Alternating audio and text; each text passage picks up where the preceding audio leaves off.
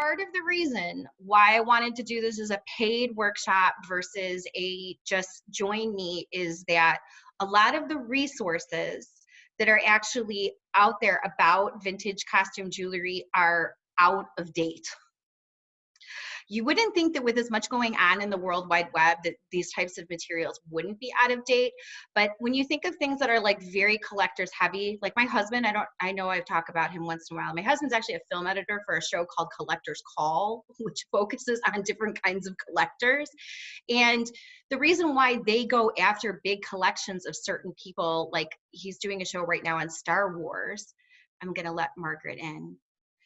He's doing a show on Star Wars right now, and part of the reason why they have as much going on with the Star Wars is the fact that that's backed by big companies. So there's lots of interest in it. So there's lots of more publications written about it, lots of more information.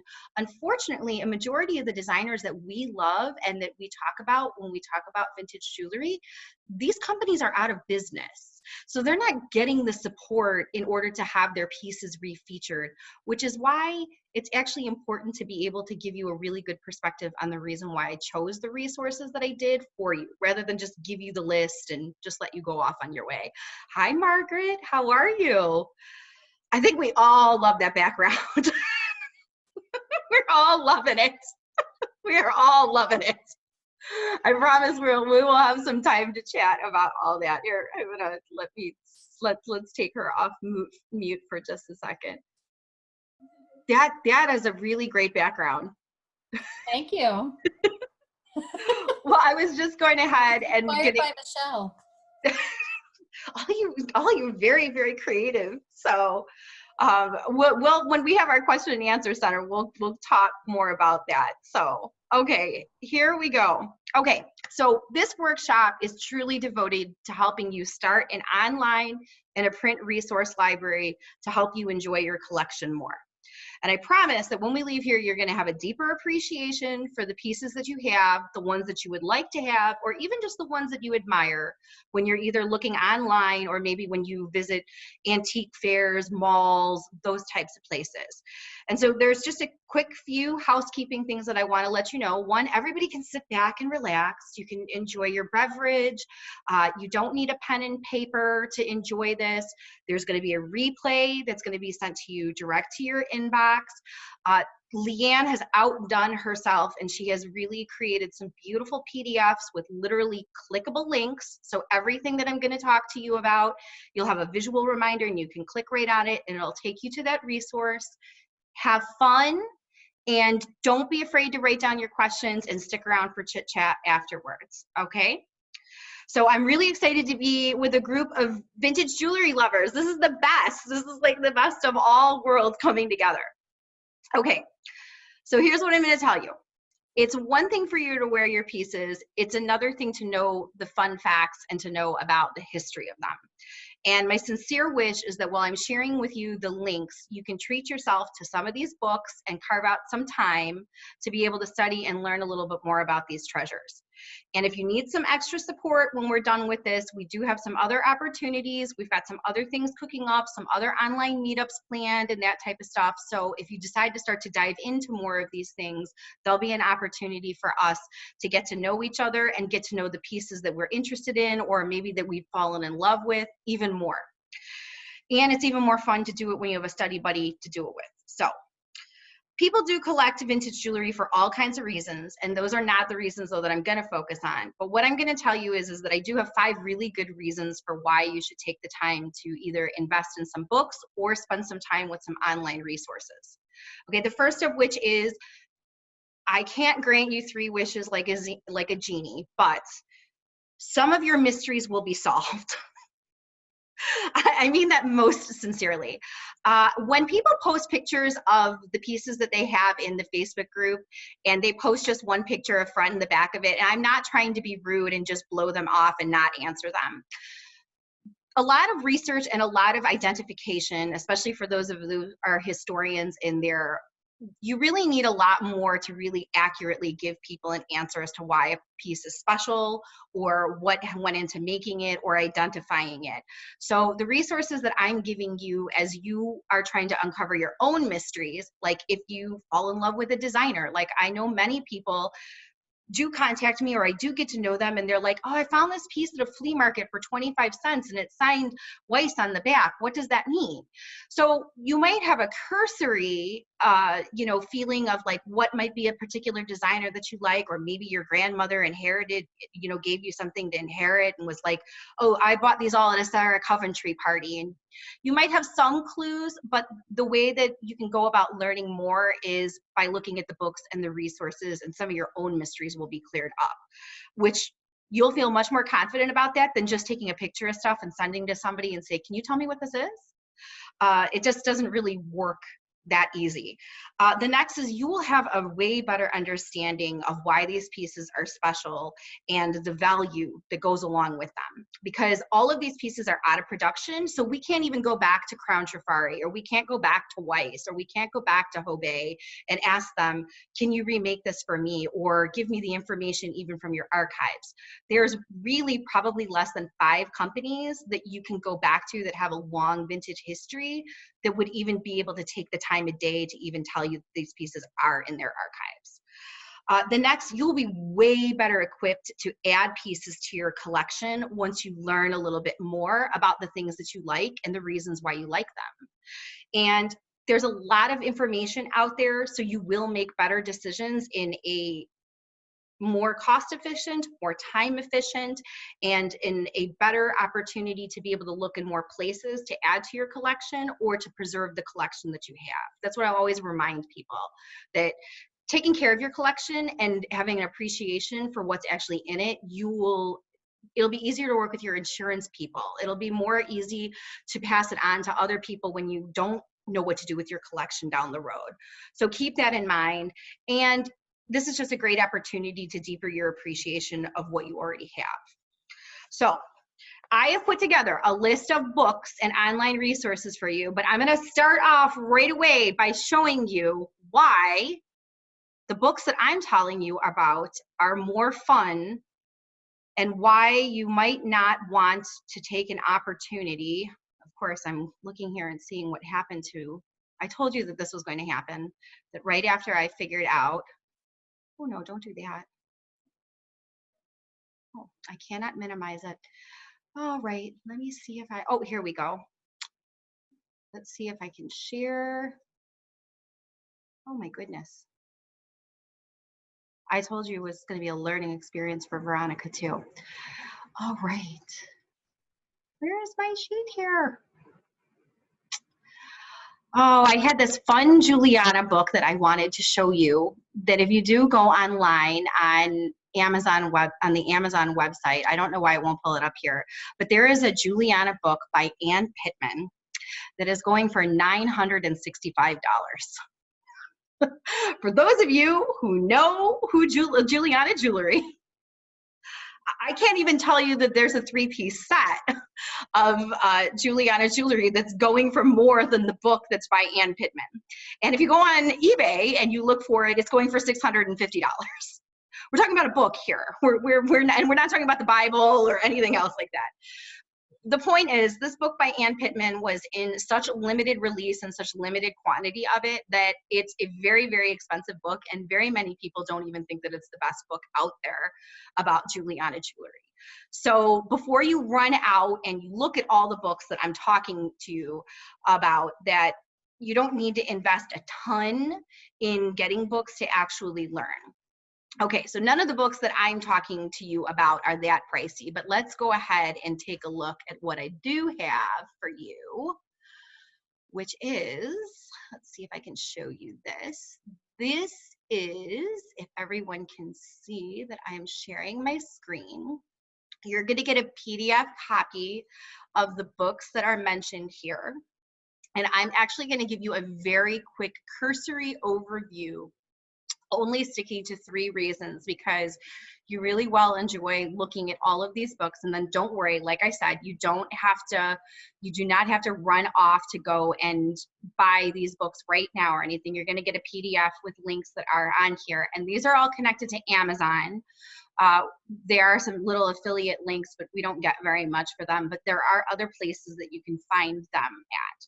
So now what I'm going to go ahead and do is I'm going to tell you very quickly by actually sharing my screen now for real and connecting my second camera. If we can now see now, I'm going to share with you now quickly the reasons why I like these books. And you can also hold some questions that you have until the end, but I'm going to most importantly start by telling you which ones are, I think, your must-haves. So the first of which is Collecting Costume Jewelry 101.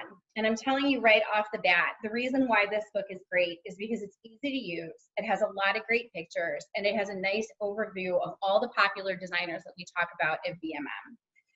What makes this book so great is it's laid out really, really easily. And what I do like more than anything is if you're just getting started and you do like to look at different kinds of designers, this book is really nice because it's reasonably priced and it's laid out very easily. It has all the designers and it keeps it really simple. The dates that they were in business, a brief history of them, how they had their work signed, and a signature look. And that's really great because once you learn about some of the signature looks that we have, you'll even see when you're either looking on the Vintage Meet Modern site, when you're looking on Etsy, Ruby Lane, wherever, if you're looking in person, the more you familiarize yourself with more signature looks, the easier you'll be able to spot the pieces that you like. So Costume Jewelry 101, I think, is by far one of the best books that you can invest in because it's just a great overview of everything. All of these books are out of print. So, or they're not out of print, I should say they're dated any place between 2006 and some is even like earlier as 2003. But that's what I wanted to come online to tell people about is just keep in mind that when you're talking about the importance of what you learn inside the book, don't get hung up on the values, learn about that cursory information, like that it's got a nice overview of all the popular designers. This book set was actually written with a series in mind. And so this one is Costume Jewelry 202. And I really like this one because this one, and these first 3 books are the ones that I think are must-haves for anyone who wants to become a more serious collector or who even just wants to learn more about the collection that they already have. This one focuses on dating jewelry through the details. It has a really in-depth information on designers that we know and love. So there's a very, very long section in here on Crown Trifari and on Coro. And it focuses on some of the rare pieces based on the years that they were made. So for example, this book has got patents going all the way from 1936 to the 1950s for like Trifari. You can see we're still going. This one is on like page 170. And on 211, they're still showing different kinds of Trifari designs. What's great about this book is that even though it focuses on a few designers, it does have information on everybody in here, the same way that we talked about in the other ones. Like it's got pictures from ART, it's got pictures from Bergeret, it's got Beau Jewels. So it's not limited to just talking about Trifari, but the point is it has a very comprehensive guide of several very important leading jewelry designers. So if you can kind of learn the different styles, what you learn is that you can help date other kinds of jewelry from these dates as well too. So in terms of learning about actually dating pieces that you have from your collection, there's all kinds of nuances between pieces from the early 50s and the 60s. This one's a really good one because it has lots of examples on different pieces from different years, which will help you identify pieces that you have based on age. So that's the reason why I like Costume Jewelry 202. Of course, there is a Costume Jewelry 303, and this one I think is probably the most fun. This one is focusing on the backs of the jewelry, and that is so important. When we talk about our tips and our tricks in a bit, I'm going to tell you that what you can learn from the back and the mechanism is going to tell you a lot more about the jewelry that you have than the fronts. And so this book really focuses on the backs of the jewelry, and what's great about this one is learn about the reverse side. And another important part of appreciating your collection, valuing your collection, and looking for designers that you love is learning about the different kind of marks that they had. And so there are very good different kinds of examples of what the actual authentic markings, as well as things like different ways that people connected. You can see they had an adjustable neck and there was a crystal at the end. Obey used different kinds of backings with earrings. You can learn about some of the signature designs that these companies created. Everything from different kinds of scarves and pinbacks and different mechanisms that will really help you learn more about pieces that are even unsigned. So this one is another one that I think is a really invaluable resource because you learn a ton about the jewelry and the mechanisms and how that can help you identify pieces. And since we are talking about these businesses being out of business, that's a really important clue for us.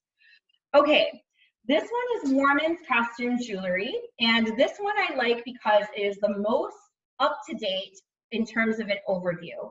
This one is produced between 2014 and 2015.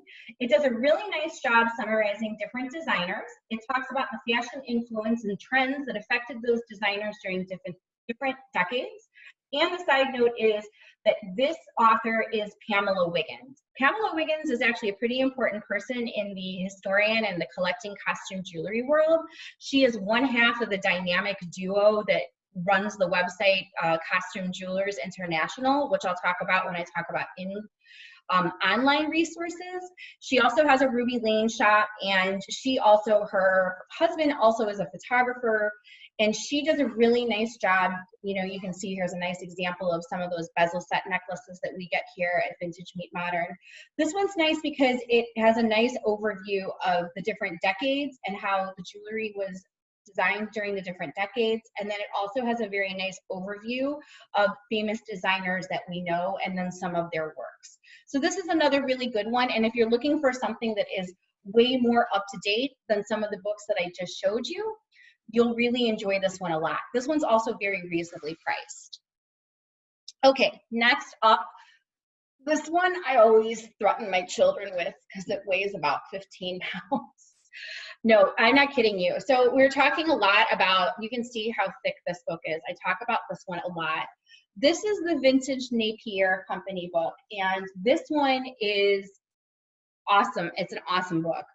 Okay, it is by far one of the most prolific books on a specific designer. And this book reads like a book out of fashion history. So for those of you who really enjoy history, reading I guess I could say nonfiction, if you like hearing about how the society and culture and fashion and designers and even how businesses all functioned, this book is just an absolutely incredible one. It took Melinda Lewis over 10 years to write. And also Melinda Lewis is the other half of the Costume Jeweler International. She's the other half of the dynamic duo that runs that website. And this is just full of everything. So Napier is probably one of the best known costume and designer jewelry companies, but they've been in business for a very, very long time. And there's just so much incredible information on everything from those clever marketing ads that they did, which was Napier is sassier and Napier is lovelier. It talks all about the different patents that they had. This book is just so interesting, and it literally chronicles probably every piece that they ever made. So it goes by decade, and it talks a lot about the company. If you're looking to learn a lot about vintage jewelry in general, this one is definitely a great book to invest in. And she does push this book on sale pretty frequently, so you can definitely find that one at a reasonable price also. Okay, next up, I'm looking to see, I think maybe Caitlin told me maybe there's people who are waiting to get in. Can't see if I can, I don't want to stop my share right now. All right. So the next up is that we have got a book called Fabulous Fate, and this one is by Carol Tenenbaum. Here we go, Manage Participants. We got more people coming. All right, so we've got Felicia joining us. So next up, I was going to mention that we have got another great book. This one is by Carol Tenenbaum. Okay, what's really great about this book is that it's collecting through a true collector's eye. Carol is probably one of the most famous collectors of vintage and designer jewelry in the world. And if you're looking for pieces that are truly rare and their history, she touches on it in this book. She also talks a lot about the story of faux jewelry and why it's fabulous. And I think one of the more fun things that you do is she does have a very active Facebook page. And also over the last 3 to 5 years, she has had over 25,000 pieces in her collection at any given time. Over the last 3 to 5 years, she has been downsizing her collection a lot, and you can always get notifications of when she sends it to auction. And it is just amazing to see what these really, really rare pieces go through. And I know won't bore everybody too much, but for example, I do know, since we have Michelle on here, she'll recognize she has the matching bracelet that is from this German company that was very big in part of the Art Nouveau and the Art Deco movement. And there's just a lot of really, really great examples in here. I know a lot of you know Rhonda Baker, who chats a lot in our group. There's a bracelet that she bought that's actually featured that's in this book too. So these are really rare pieces. If you're looking for some of the really unusual ones and you always think to yourself like, well, why does that piece go for $3,500? There's some really rare pieces that are in here and they're chronicled. So I really like the one by Carol Tenenbaum. That's another great book. Okay, up next, this is another one. This is the Costume Journal, and this one is an old one. Like I said, that's why you gotta take some of these things with a grain of salt. This one is the Costume Jewelry, a practical and handbook value guide, and this one is really nice because it's reasonably priced. The pictures are good, and they're not the same as you see in the other books, and there's also very nice descriptions of the designers and some of the information that goes along with actually investing in costume jewelry as an investment. So this one's a very nice one. Like I said, really nice pictures, really, really easy to see. You'll really enjoy getting to pick this one up, and it's another one that you can learn a lot and see a lot of different pieces in. Next up, I'm going to talk about, there's 10 of these, so I'm moving as fast as I can because I know we want to be able to talk about other things. This one's another great one. This one's actually one of my all-time favorites. This one is Signed Beauties of Costume Jewelry. This one is by Marsha Sparkles Brown. I love that her nickname is Sparkles. And what I do like about this one is that the values are pretty accurate for being written in 2006. But another thing that I want to point out just quickly about this one is that this book features a lot of sets in it. And it's always nice because if you are looking to either add to a set that you have and you maybe have one piece, or maybe you know that there's similar designs to what you have, this book has got a lot of examples of pieces that were either from the same family or very similar. So if you have the matching necklace and you're looking for the bracelet, or you have the matching earrings, now you're looking for the necklace, there's lots of good examples of all the complementary pieces for designers that are in this book too. That's what I like about this one. For my fashion historians, I gave this book away at Christmas. This one is Vintage Jewelry Design by Caroline Cox. I like this book because this book has an emphasis on fashion trends and jewelry designers. It's nice because it's broken up into decades, and what's even nicer about that is there's great examples of models and people who are actually wearing the jewelry in this book. So you get a really great idea of how people actually wore these pieces and different movements and different models and different movies, all the kind of inspired pieces that we now value and collect today.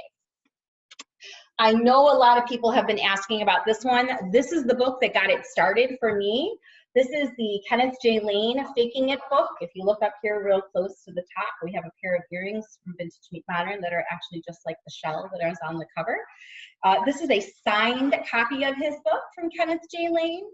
And this book is great because it's very well written. It's actually written from the perspective of a famous designer.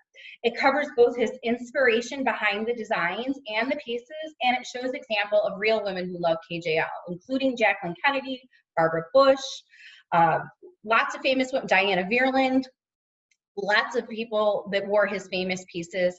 And it also talks about how that he was such an important part of the American costume and designer jewelry movement. So this is another really great one. Next up, I don't think there isn't anybody who doesn't have vintage jewelry, who doesn't have a piece from Monet. This is a great book because it's very similar to the Napier book. It's got great history. It discusses how designers worked with other designers, and it shows the detailed work of a designer that many people were able to afford. I think most of us think about the pieces that were sold from Macy's, but Monet really was a really incredible caster. And so his pieces are very interesting, and there's all kinds of great history of how the company changed but survived all of those different decades. So this is another good one, and this one can also be picked up on eBay pretty cheaply. So I like being able to tell people to add that one to their collection. Okay, don't laugh, honestly. This is Joan Rivers' book, and this is a great book because it has really great pictures. It talks about the importance of fine jewelry influencing fashion jewelry because Joan had replicas of many famous pieces that she either admired or owned herself. And this is another one that you can pick up super cheap on eBay. But it does talk all about how Van Cleef and Arpels influenced pieces. It talks about how that she had a love affair with Fabergé. So for those of you who really like how fine jewelry has influenced costume jewelry, if you know, I certainly am a huge fan of that. This is another really great book. You can learn a ton actually about fine jewelry and costume jewelry from Joan. And then last but not least, before we finish up talking about our physical print books, this is the Swarovski book.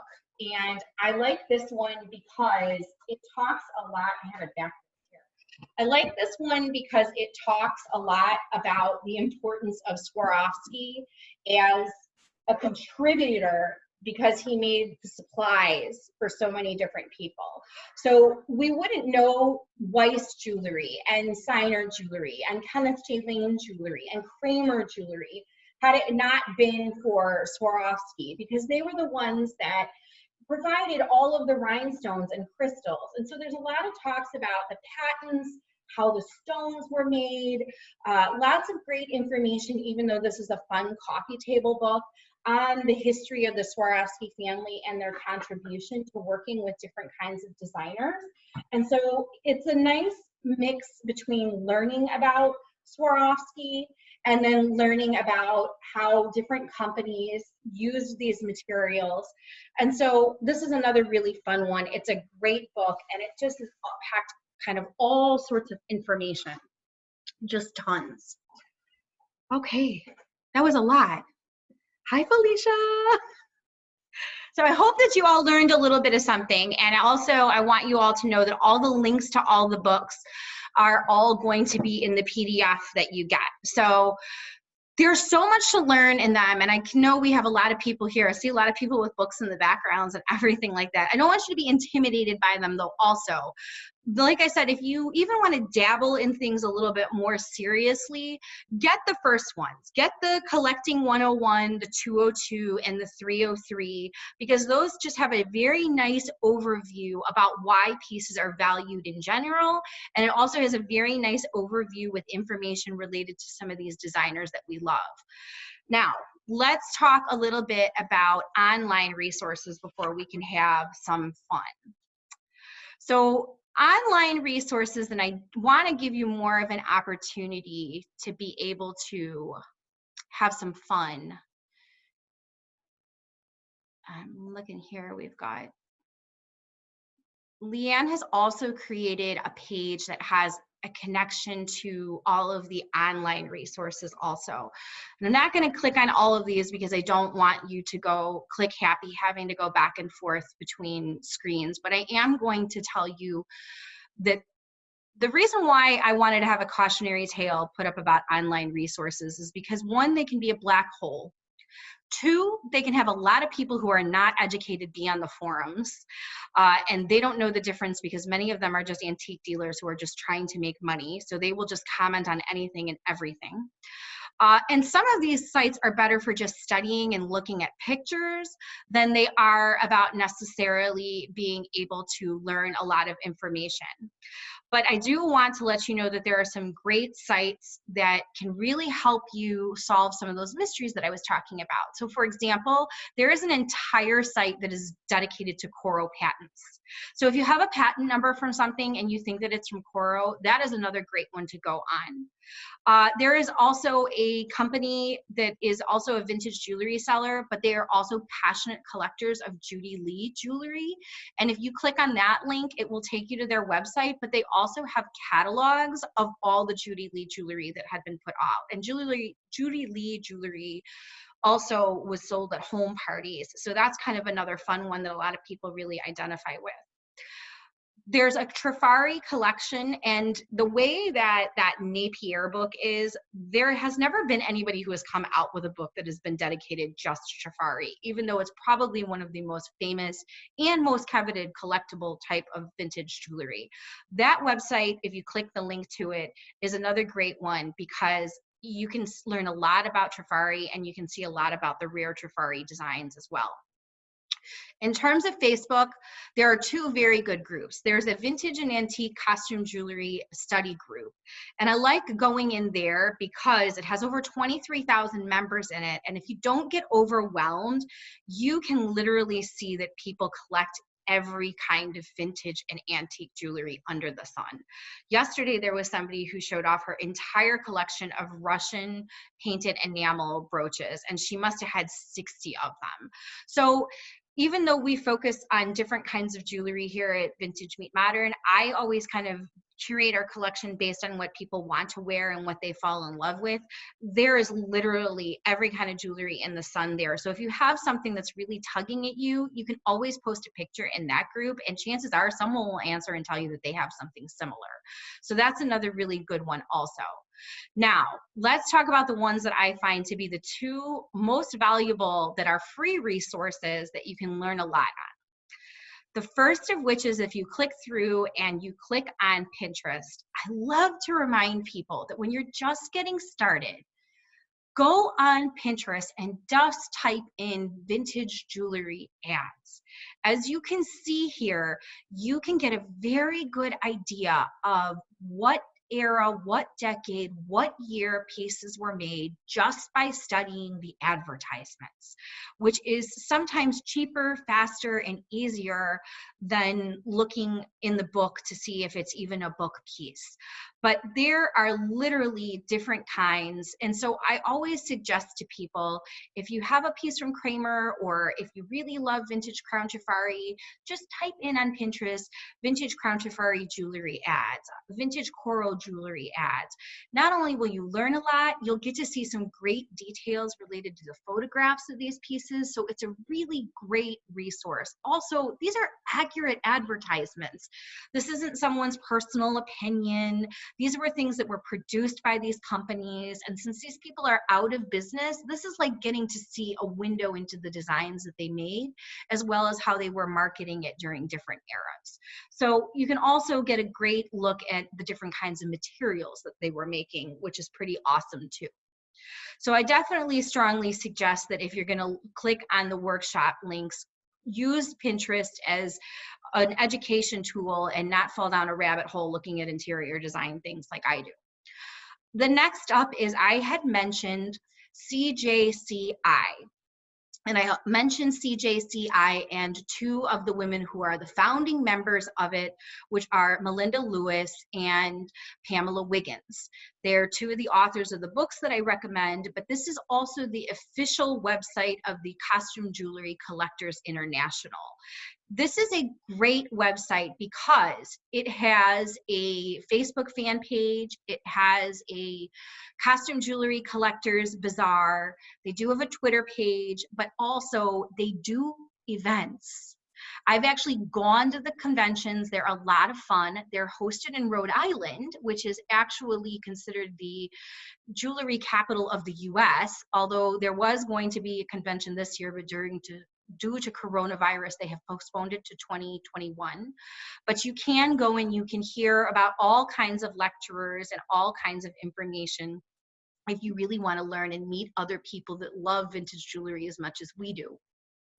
But this also has got really great guides on here: how to start and grow a collection, jewelry manufacturers, the history of vintage clips and duets. But what is probably the most fun on here is that if you go ahead and you have a designer that you want to learn about, if you click on the letter, you can actually see what the different symbols were for different people. So for example, they're showing you what the Stanley Hagar cartouche looks like on here. So when you're looking at pieces online, you can actually go ahead and you can see that, you know, these pieces are actually authentic. It's a really important part of being able to get to know these pieces is by actually looking at the back of them and figuring out, are they the real deal? So that is kind of my crash course. I want to finish up now quickly. I want to give us time to talk and hang out. If books aren't your jam, that link of online resources are great ones to kind of play around with. You will learn a lot. And those are tried and true sources that I'm giving you. They're not just one-off blog posts that were maybe written by somebody who just fell in love with one piece. They're not written by people that, you know, have just decided to put out information. They are all people that have kind of vetted information, so they're really great resources. And some of those ones have been uploaded and have been for years. They're just a little outdated in terms of navigating them.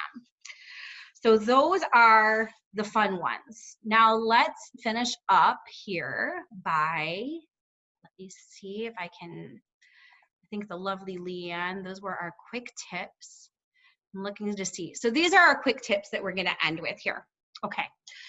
Now that you know about the books and you have some suggestions, there are a few things that I'm going to suggest that you do to really get your collecting and you're educating and you're having fun with these things going. The first of which is I suggest everybody get themselves a decent loop. On here is a connection for the Dream Jewelers eye loop. This one actually, the flashlight has been burnt out on it because Mr. Michaels played with it too many times. But I do keep 2 of these. They're under $10. I keep one in my purse. When we're talking about learning about those fronts and the backs of the pieces, it's always great to have one in your purse so that when you're out and about looking, you can study pieces. So I do suggest this, and I suggest this for even home too, for when you buy online as well. Okay, the next is, remember, looking is learning, both in person and online. So if you have time, even if you're not going to buy, go to antique malls, go to antique fairs. There's so much that you can learn by feeling the pieces after you see in the books that you will learn a lot just by interacting with them and then looking at them. The next is, as I told you, the back is going to give you more information and the mechanisms are going to give you more information than the fronts of the pieces are. So if you really do want to learn about the values, the designers, why people are special, be sure to study the backs because that gives you a lot of clues, even when pieces are unsigned. This is the one that I'm telling you is the cautionary tale. Don't get hung up on the prices. The prices, because these books are outdated, is very different. Now, the books that we gave you are all linked through Amazon, but I do want to let you know, many of the books that I mentioned you can find on eBay for cheaper. Estate sales are always a great place to look. Sometimes even on the vintage jewelry buy, sell, trade groups, sometimes people will be getting rid of books in theirs. And of course, you can always try to request some of them through your local library and see if you could maybe just borrow them before deciding to invest in them. I do encourage you, as I mentioned, use Pinterest, especially when looking at old vintage jewelry advertisements because they come direct from the company. So they're very close to being accurate without you having to wonder or not if it's fact or fiction. Also, please keep in mind that the books are right, but sometimes they're wrong. Just like sometimes dealers are right and sometimes they're wrong. We are all human, and many times unsigned pieces go misidentified or they go identified as the wrong person. So just keep that in mind. The next as much as fun as it is to talk about designer names, sometimes patent numbers can be a better clue to learning about vintage jewelry and vintage pieces. So be sure to check on the inside of those clips of the earrings. Be sure to check on the inside of those hooks, because if you can just Google the patent number, many times they are actually listed in the Library of Congress, and they're listed online at the patent office, and you can trace them back easier than trying to go through the jewelry books. And then this is another really important thing. Learn how to spot the fakes. I hate to say that, but even vintage jewelry was knocked off. That's the whole reason why people started putting their names on different pieces. There's a great story about how there was a company called Chanel, and then Coco Chanel got into a big argument with them, and then they actually had to take their name off because she had more buying power in terms of getting her name put on pieces. And so they actually discontinued their jewelry line because she wanted to be able to have Chanel all over everything. It's actually one of these most common things where people are saying that certain types of jewelry from the 30s and the 40s that assigned Chanel is not really Coco Chanel, it's from the jewelry designer Chanel. So be sure to be able to familiarize yourself, and then also keep in mind that these designers who have existed for a very long period of time, Trifari is one example of it, Kenneth J. Lane is an example of it. Many of these people changed their logos to include copyright marks, include different kinds of things throughout the years. So you can also go online, and when we're talking about those research pages that I was mentioning, the online resources, if you go through the names, you'll see, for example, that you can see all 9 different signatures that Kenneth J. Lane has used throughout the years. So keep in mind that you might find a piece of KJL that is from the 60s that's signed K.J.L, and then you might find one from the 80s that says KJL that's got the C with the copyright underneath it. They are both authentic, but they were just made during different eras, which is another way to date, learn, and appreciate and understand the value of your pieces. So there's a lot. There's a lot that goes into collecting. I know it might seem like it's overwhelming, but it's actually a lot of fun. And these resources are actually really great ones to have. This is probably about 1/3 of the library that I actually have that I use when I go through researching all the pieces that we have here. And I do try to do a good job and do as thorough of a job as I can to try to accurately tell you about the pieces that we have. But there's always more to learn. And the books are truly a lot of fun. So I do hope that maybe you'll invest in a few of them. And I hope that if you do, you'll come back to me and we can chat about all of them. So I'm going to take you off mute now. We have more friends that have been joining us. I'm open to your criticisms. I'm not that sensitive. And also, if you have any questions, please don't hesitate to ask me. I know what my top questions are that I get asked, but you may have different ones.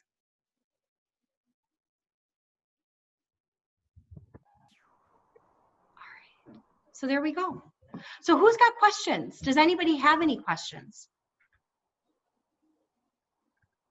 Everybody's quiet. Like, this is like my preschool class, like when they were little, and I'm like, does anybody remember what the letter of the week is? Who here has books in their library already? Who's started? Okay. So what kind of books do you already have? Do you have any of the ones that I mentioned? Yes, I have the 101. And I have some of the signed pieces, the ones that, not nice, colorful book. I can't remember what it's called, but it says signed pieces on it. So I've got a couple of those books. And do you find them helpful? I do, actually, I do. I even have another one with unsigned as well. So I have the signed and the unsigned ones, you know, just to have some reference to the different styles. And are there certain pieces that you are most interested? Here comes Martha. Are there certain pieces that you are most interested in learning about? Are there certain pieces that you are really gravitating towards? Well, I hate to say it, I like sparkly stuff. There ain't no shame in that game. Every single person who's here is like, yay! So I really love a lot of the 40s and the 50s type like brooches and necklaces because of the sparkly aspect of them. But I also just buying a piece from your company, the check necklace, and my husband, who is kind of in his own way kind of a historian, was talking about, oh gosh, they were really up and coming until the war came along and kind of got kiboshed a lot of their designs, and they never were the same again. And I was intrigued by that because I thought, oh, I'd really like to look into the history. I'd like to know more about it. And it's a very unique looking design. And I'm wondering, other than like if it says Czech on it or if it says Austrian on it, how can you tell a piece is Czech or Austrian? Well, that is an excellent question. I would say that a lot of it has to do with the way that they're strung. Czech beads are, Michelle's got some examples of some Czech beads laying behind her. You know, some of the things that are really interesting related to the Czech beads are the way that the glass is cut. And it also has a lot to do with how they're knotted in between the different sizes and the different spaces.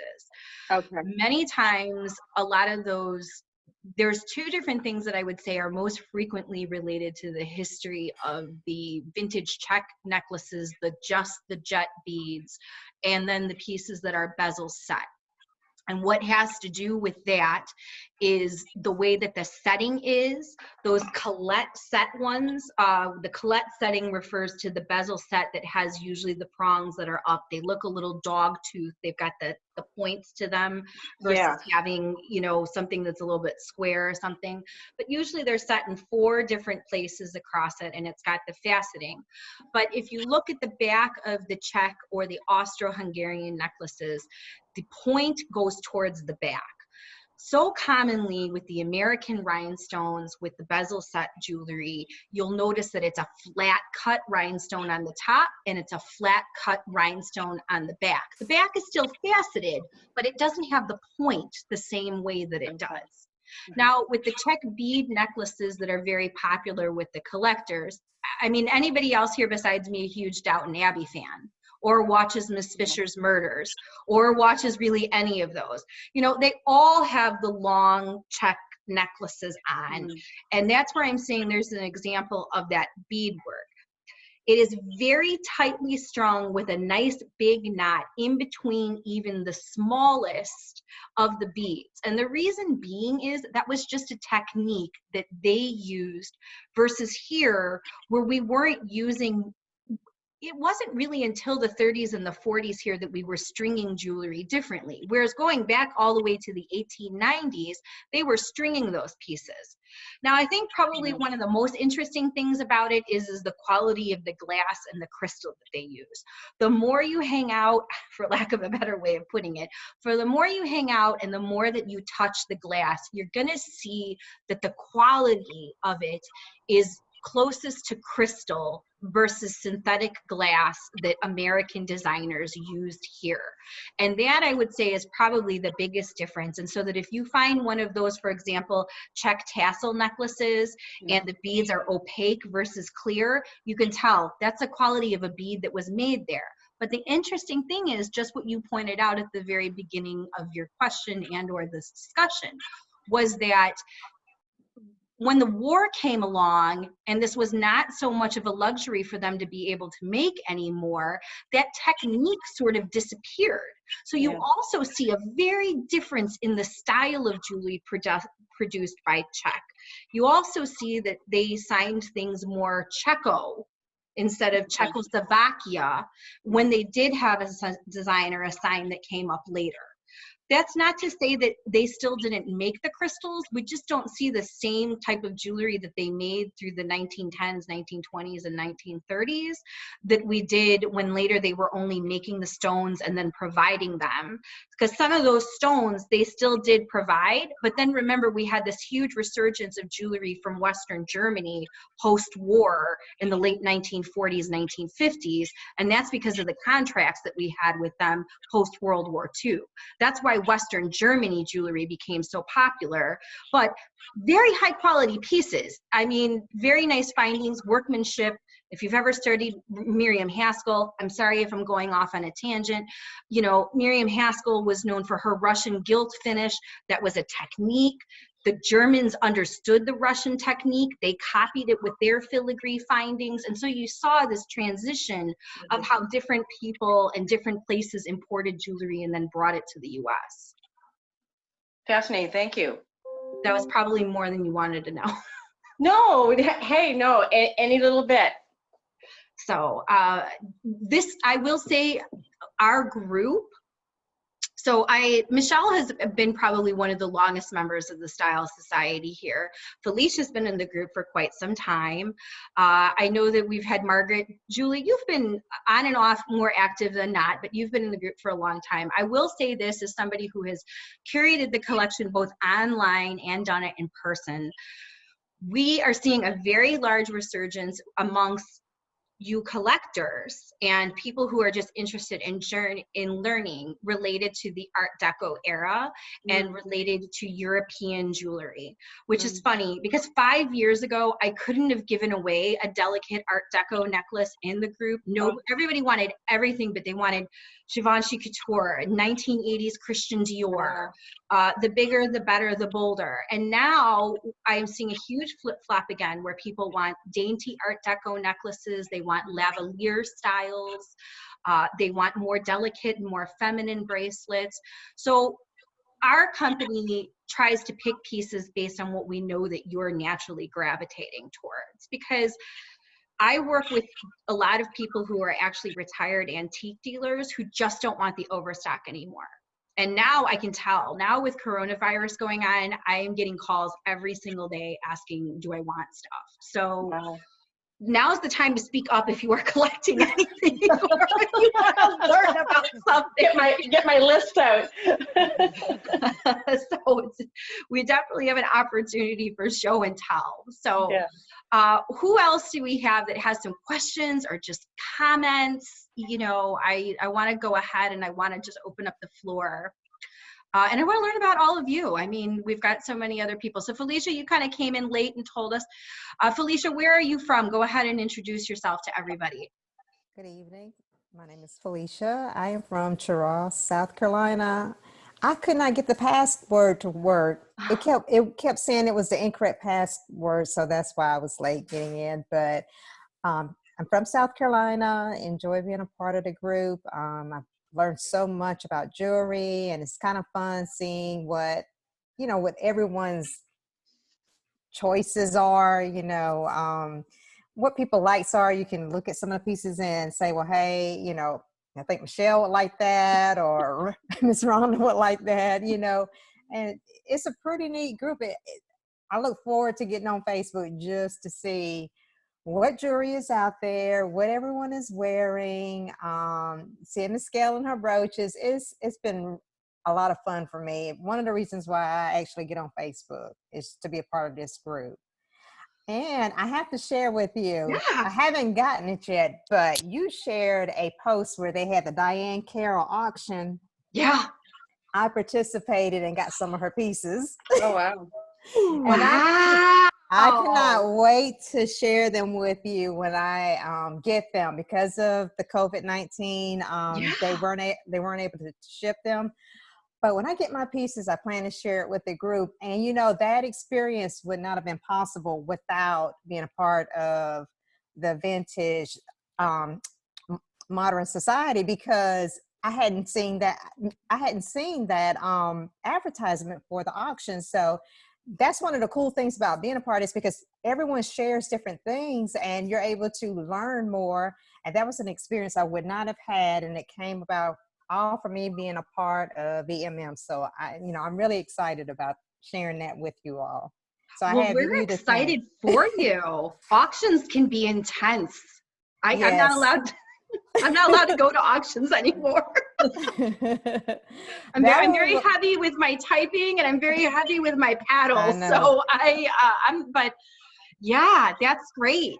That's really wonderful. Are you going to give us a hint at what you got? At least tell us. Earrings, necklace, brooch? I actually got some of her necklaces, um, several of her watches. One of them is inscribed with her name on it, and it comes Nice. in a beautiful box. And I also purchased some of her handbags that has jewelry on it as well. So I'm super excited. I cannot wait for COVID-19 to be over for more than one reason. But I'm a funeral director, so I love jewelry. I'm one of those directors where I wear gloves, hats, jewelry. You know, I just love dressing up. Is my grandmother started me on this journey kind of like you, Veronica. So, I love sharing my collection with other people. So I'm just excited to be a part of this group, and I learned from all of you. Good. I'm glad. I'm glad. And well, that's why I felt that it was really important to get us together. And also, I mean, I'm glad that we had a nice smaller group too, because I didn't want it to be a free for all. I wanted people to really be able to talk about, and then also, and I know that I'm going to let Martha talk too, because I know that Martha is just joining us. And Martha, you had some specific questions because you have very similar tastes to me. I know. Hi. Let me just give me a second. Hi, I'm Martha. I'm from Puerto Rico, but I live in Miami. And I love jewelry.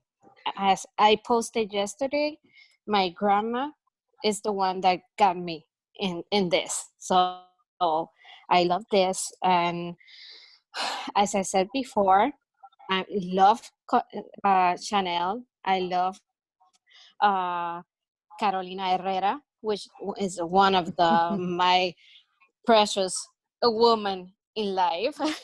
So I'm here to learn. And as I told you before, I just want to learn. I want to learn how to dress. I want to learn how to look for jewelry everywhere I go, because we learn probably the same thing. We go to the store, we learn the basics, but we don't know what to look for in everywhere we go. So we want to learn more. And I love that you take the time to teach us and to know each other. So I'm grateful for that. So thank you. Oh, you're so welcome. I mean, one of the things that I think, one of the reasons why I wanted to start the group, and one of the reasons why I was glad that we were able to get together to do this, besides giving you the resource list, and I do appreciate you saying, well, I like when you give the style tips or why a designer's special, is that one of the reasons why I put the resources and the online together also is that and look, I'm a fashionista, and I mean, and Brittany is on here too. Brittany also works with me. We know each other closely. She's worked in retail for a long time and has really liked fashion also. So I do shop at all the same places that you do. I face the same challenges that real women do. Like, I need a real bra size. Vintage clothing is never going to fit me. I am not a really particular huge fan of fashion. It makes me very nervous. It makes me very nervous as the mother of two daughters who are 14 and 16. Brittany and I are actually here working at the house the other day, and my daughter came right downstairs and we said, like, you're inundated with advertisements, but the fashion industry has changed so much that when you look at the vintage designers, and specifically the jewelry and the accessories, which I always like to talk about because they're such a good investment because they always fit. I mean, there isn't anybody here. Yes, you might like a necklace at a certain length, or you might like earrings that are smaller, or you wear a size 5 ring or a 10 ring.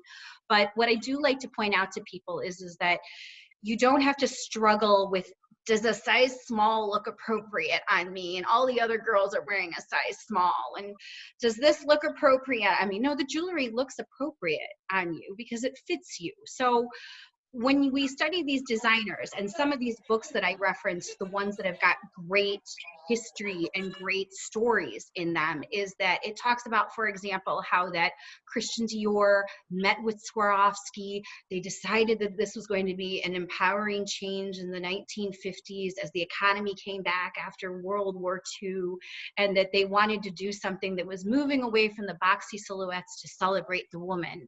And Swarovski and him got together and they had this great idea of how that they were going to create these Aurora Borealis rhinestones, which had this iridescent coating on it, which hadn't been done before. But when we go to the store now and we shop for fast fashion or we shop for regular fashion instead, there are very few places where they will tell you, well, the designer was influenced by this line this season. And so when I'm in the group, I'm always trying to show you that the reason why this jewelry is special is because a real designer either was doing it to either be influenced by the time, the fashion, it may have been the introduction of a new material like the Aurora Borealis that didn't exist before. And that's pretty darn cool. That kind of bonds us all together, knowing that we're wearing something special that, in addition to being unique and out of production, is also carrying something that is more representative of looking and feeling our best in that elegant manner that I think that women really do identify with when they say, oh, people don't just dress like they used to. Mm-hmm. So I don't know if I've said my piece there or said too much. Yeah. Janelle, you're being awfully quiet over there. Janelle, tell us about yourself. Take yourself off mute. Okay, sounds good. So I'm from Seattle. I have loved jewelry since as long as I can remember. And kind of like somebody else said, just really anything sparkly. I love the history of the jewelry. I love just hearing those stories that you were just sharing, and really it's like a treasure hunt. I mean, you're out and about and you stumble upon a piece and, you know, maybe it's something that you would love no matter what, but then you find out it's, you know, a designer piece. And I'm excited to learn more, like the other ladies were saying, and just the history behind it, again, just really intrigues me. And again, those one of the kind pieces, and knowing that you're not going to be wearing the same thing that everybody else is wearing is huge. And just that uniqueness, and yeah, it's exciting for me. So I'm excited to be here, and I hope we continue these sessions, and it's exciting. Yeah.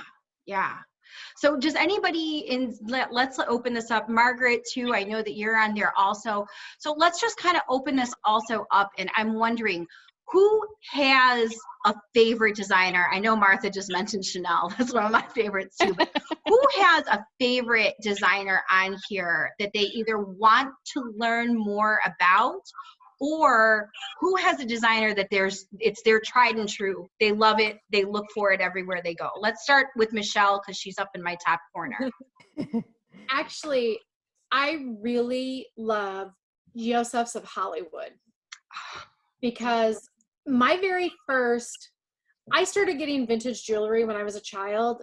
My great-grandmother, I actually had two great-grandmothers, my grandmother, to them, it was junk. But, you know, by the 1970s, when I was a little kid, it was junk. So they was, oh, here, you can have this sparkly pin.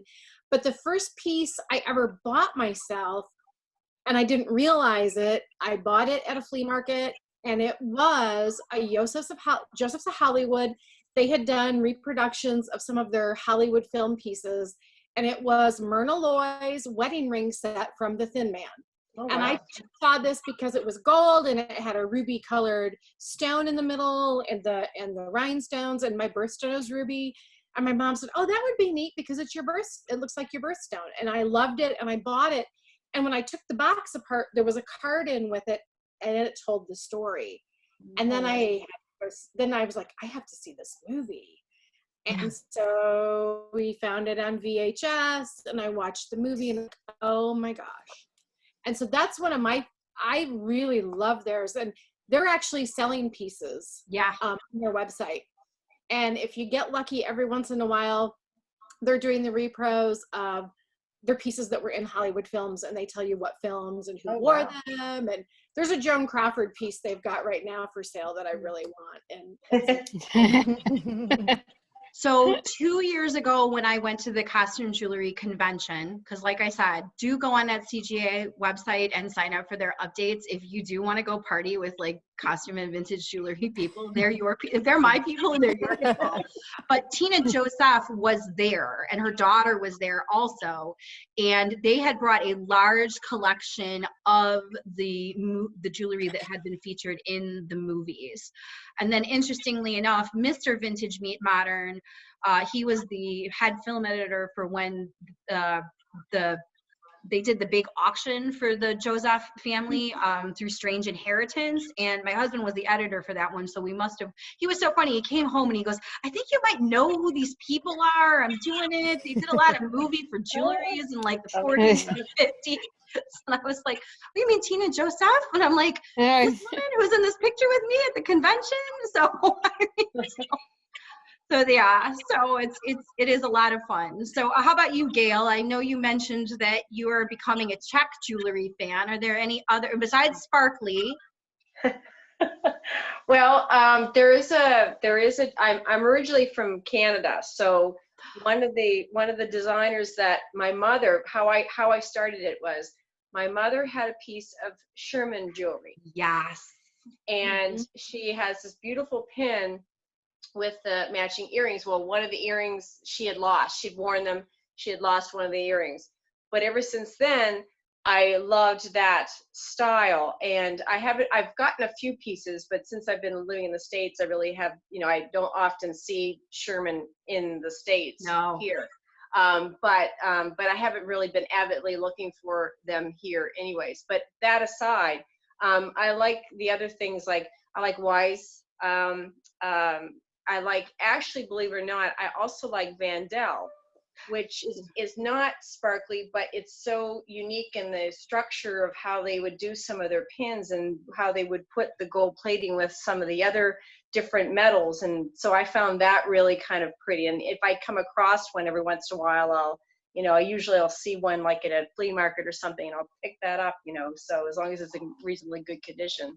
So Vandel's another good one. That's another one that didn't skimp on materials during the 1940s, even though the war was going on. So they still used a lot of that 120 12 karat gold plating that when I talk about the details of things, they didn't skimp on the materials back then. And I believe they were another company that they had a lot of professional mold makers. So when they were casting those pieces, that's why the Vandel pieces are of a really high quality, because they had really good professional mold makers when they were doing their castings. That's the same thing Martha had asked about Steiner. Steiner's they're like the master mold makers in the world, I would say. So yeah, wow. Margaret, how about you? Let's get to know you better. What are your favorites? What are you collecting? What do you love besides bling? So I don't have a particular designer that I'm interested in. There's sparkles always seem to attract me. My daughter calls me a crow because as I'm walking through a store, anything that sparkles, I get distracted and I have to go towards it. But I recently, my mother is in assisted living right now. And so when we were packing up her things, because obviously we couldn't bring everything to where she's living now, I remember as a child that she always loved jewelry, and it started with that. And so now, as I was packing up her things, I found out that, and I always knew that she had a love of jewelry, but it was like, every drawer I opened, every box I opened, there was another piece of jewelry and another piece of jewelry. And so I had visited my mom in assisted living, and I said to her, "Mom, where did you get all this jewelry?" And I took pictures of it and showed it to her. And she started giggling and laughing and saying, I could start my own jewelry store. So, you know, for me, it's been fascinating and discovering her likes of what pieces she's chosen. That she loved butterflies. So she has like this collection of butterfly pins and just all the different things. I mean, what I wore today and took a picture of, you know, now I'm fascinated after joining this group because I'm checking out the back of things and saying, oh, is it signed or is it not signed? So it's kind of, you know, having all these things, and literally my dining room table was covered with all the things that she had. And even that was enough space for it. So I've gone through every single piece and I'm storing it in boxes, and it's just overwhelming, but it's fascinating. It's, I don't know, I tend to just go over there and want to check and peek and look at something else that she had. It's very It's the best special. kind of ADD. That's what I always say. It's the best kind of ADD. Yeah. It's But like, I love being part of this group.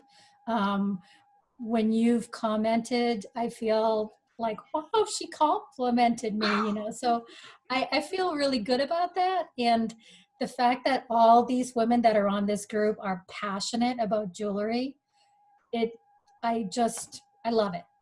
So thank you so much for starting it. oh, you are so welcome. My only answer would be, but why wouldn't somebody compliment you? You're gorgeous.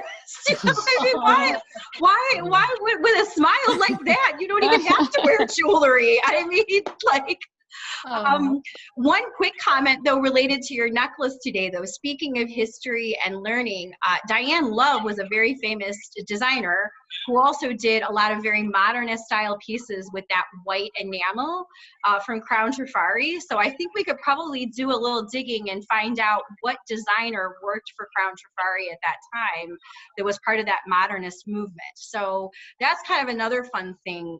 We just briefly really touched on that when I was talking about the books. One thing that I didn't touch on though that you can learn when you start to pick up these resources is that companies that were in business for a very long period of time had certain designers work for them. And so some designers that you even know that you love, you might not realize they actually worked for jewelry companies before they went off on their own. So there are Donna Karan pieces for Accessicraft.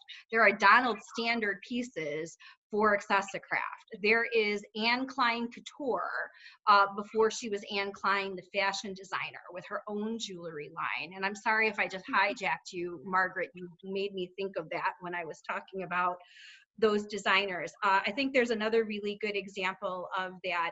There are several Japanese designers that worked for Napier in the 70s when they did that molten lava modernist style.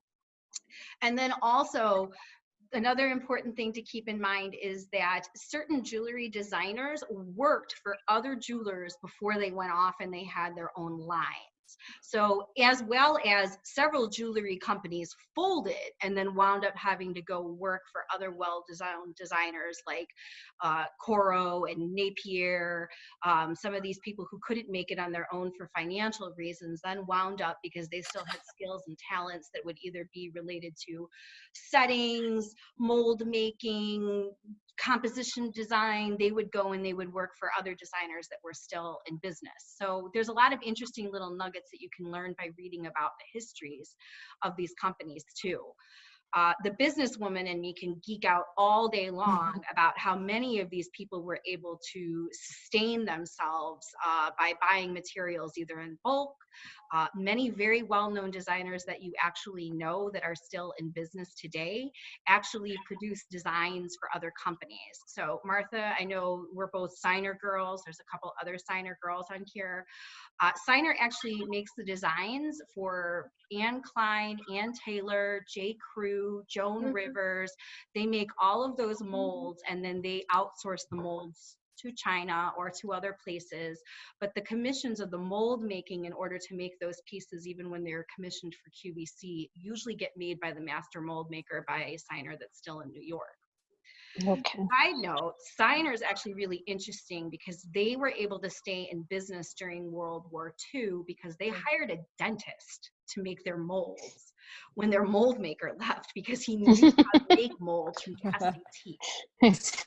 So there's a lot of like little nuggets and information that you can for sure learn along the way that makes these pieces more valuable too. Something that I always love to remind everybody is that keep in mind that 99% of the pieces that you own were still made by someone. Nothing was mass produced when you talk about vintage and designer jewelry, especially pieces that were hallmarked. Everything from the plating to the casting to the dipping to the buffing. You know, I think that there's so many great examples of when we have an appreciation for modern day jewelry. Because I'm not going to lie again, like I said, I'm a jewelry girl. I buy jewelry from everybody.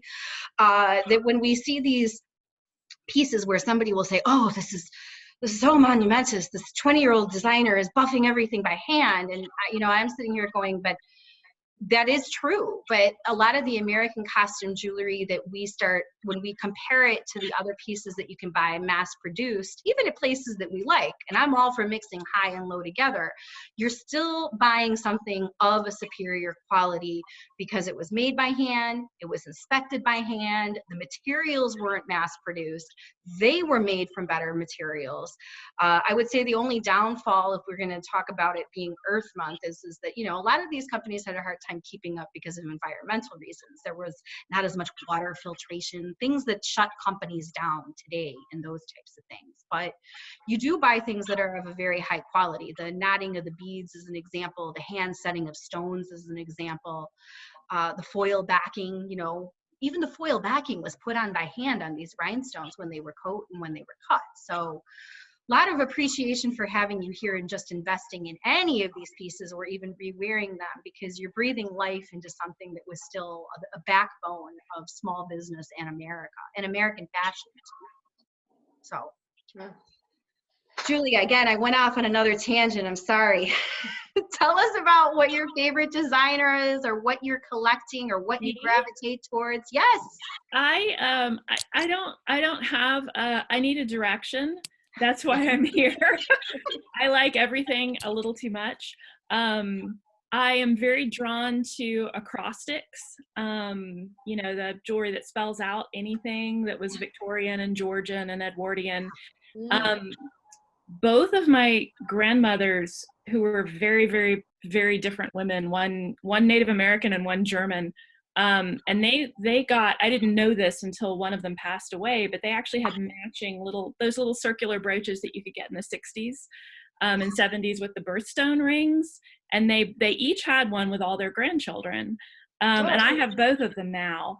And I just think, and I never knew my other grandmother had it because she never wore it. And my German grandmother wore it every day, and I wound up being her caregiver for a while, so I saw it all the time. So I knew that one. And then I found the one that my other grandmother had, and like somehow they became best friends. You know, I don't know the whole story, but I just thought that was so cool. So I guess I'm somewhat guided by the kind of the circular motif, you know, wreaths. I want to collect a lot of brooches. I just don't.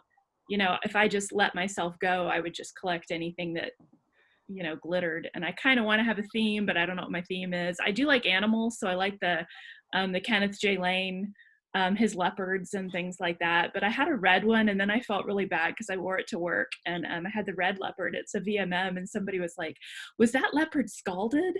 And I was like, oh. And I felt so. I was like, he's precious. I don't like. You're like, he'd be $50,000 if he was David Webb. He is not scalded. He is fabulous.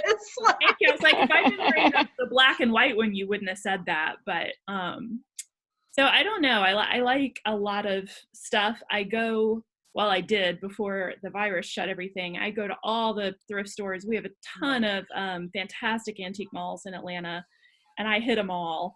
And I guess I just need to learn because I see these, you know, these cases, and I pick up everything, but I'm like, what am I looking at? You know, I like this, but I don't know why I like it. And I need to kind of identify Yeah. You know, and thank y'all for saying Weiss, because being German, I've always said Weiss, and I was like, I'm really glad I didn't embarrass myself by asking somebody in an antique mall about their Weiss jewelry, and they'd be like, wow, what a moron. So Oh, thank y'all geez. for fixing that.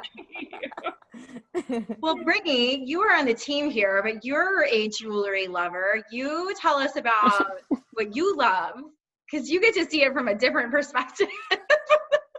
Well, first, thank you for letting me join. I also wanted to learn more, so it was fun to learn about everyone and how they got started with jewelry.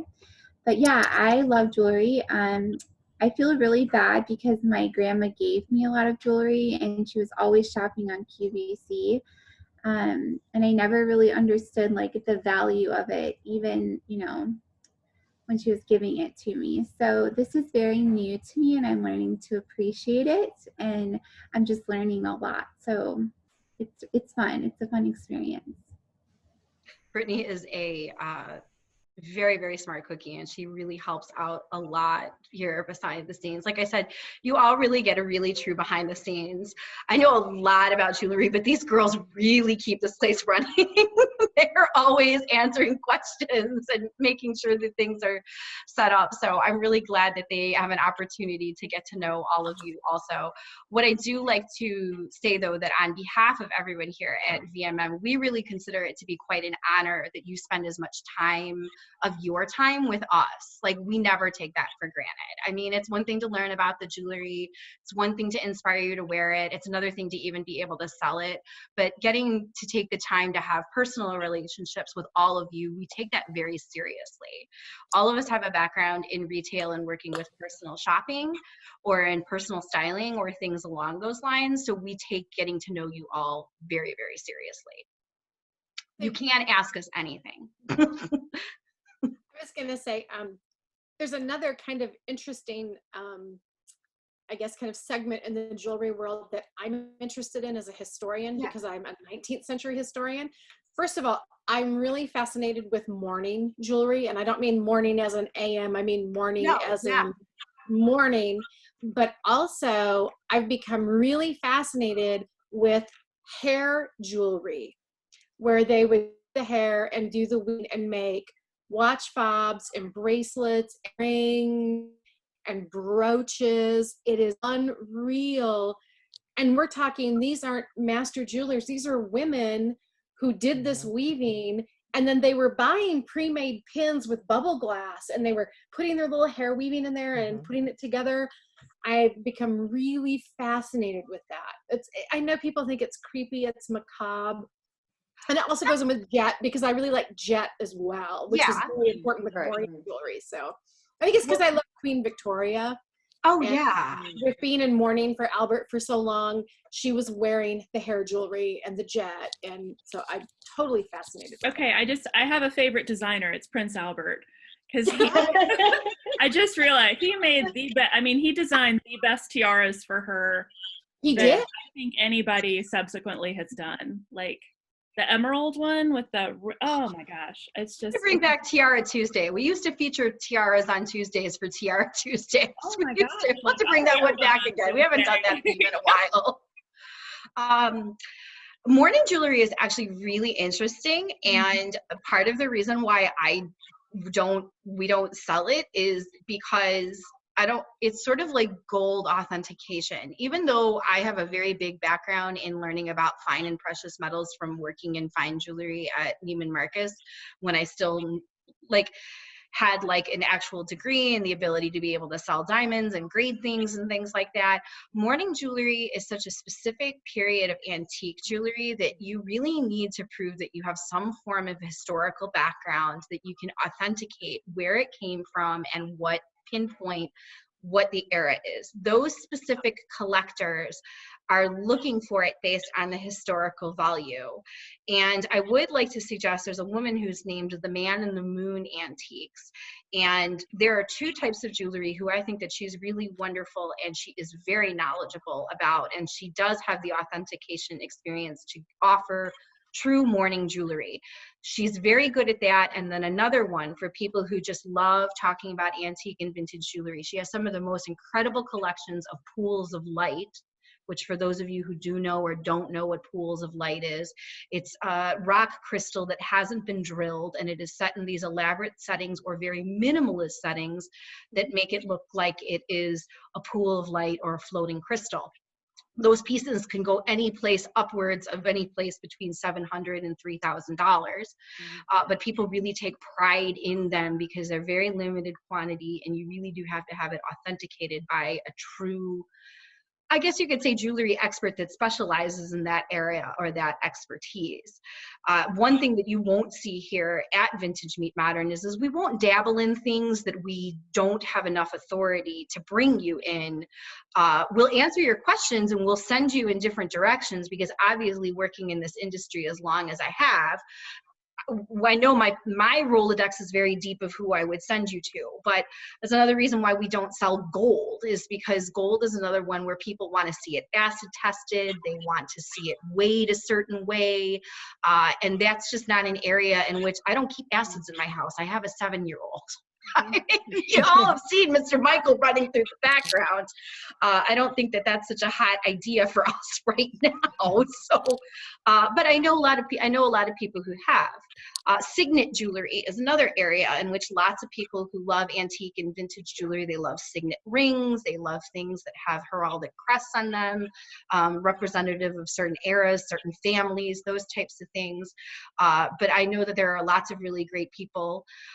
Fine Art Deco and Edwardian jewelry. So we're talking about the 14 karat gold or the 10 karat gold versions of some of those Art Deco necklaces that we get. Magine Vintage, who's located over in the Lancaster, Pennsylvania area, very reputable. Young women who have been doing this, both of them went to school and put themselves through GIA school just so that they could sell higher end gold and Art Deco jewelry. So lots of different resources. I take no offense when people ask me, because if I know someone, I'm going to tell you. The other thing is that I'm just like all of you also. I let go of a Miriam Haskell brooch that was a rare unsigned Miriam Haskell piece for about $25 when I first started in this business, and then found it in a book later for $2,500. Oh, wow. I also bought a necklace for $10 from a furniture dealer that turned out to be a $3,500 Chanel necklace. Wow. So we all have our stories as like both collectors, and you do learn from mistakes. People like to ask me, even people who are on here, Margaret mentioned something about her mother's collection. Brittany said something about her things that her grandmother used to give her. There are pieces that are always the ones that got away. There are always pieces where I told my story about how that I went and I met an antique dealer, went to the bathroom, and then came back and I missed out on that rare Hobey necklace that was selling on a French website for $750, all because I turned to my left to talk to somebody to say hello. So we all do have the ones that got away, or the ones that we can't believe that we passed on. It's part of the learning, especially when it comes to the covetability of both your collection and what goes online, which is why I tell people, like, get the books, because even if you're just bored, it's fun to kind of flip through them before you go to the antique mall or the thrift store.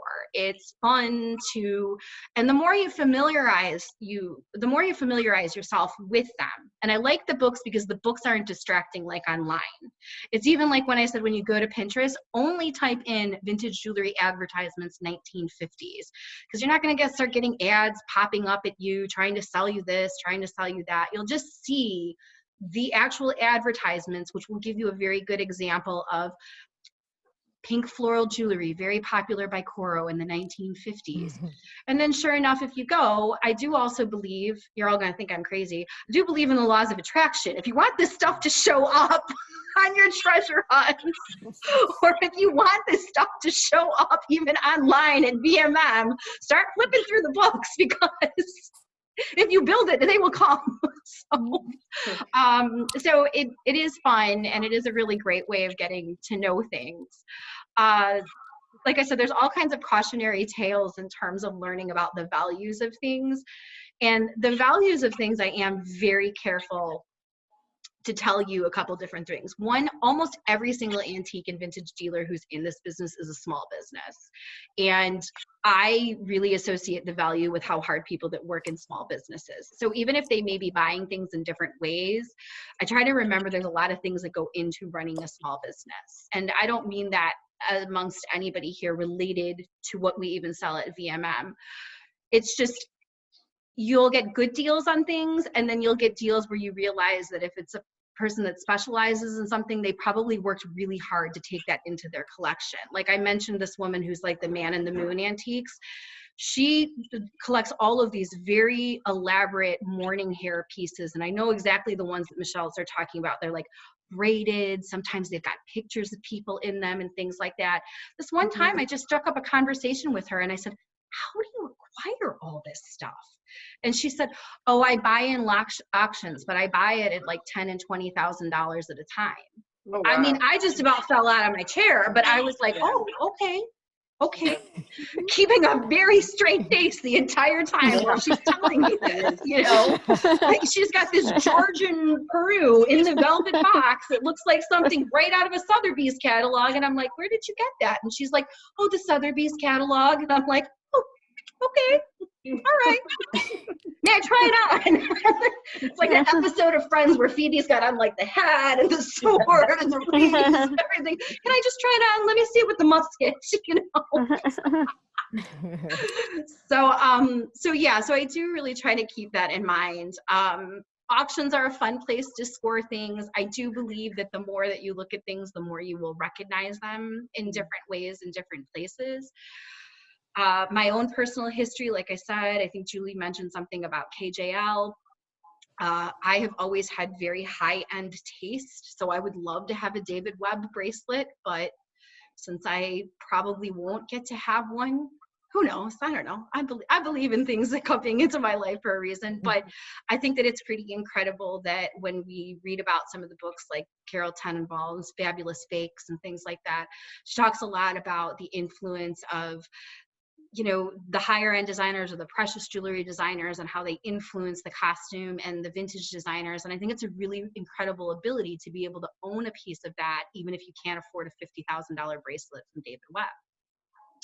So that's why I always like trying to take those pieces in. And if I know the history of where they came from, I always do too.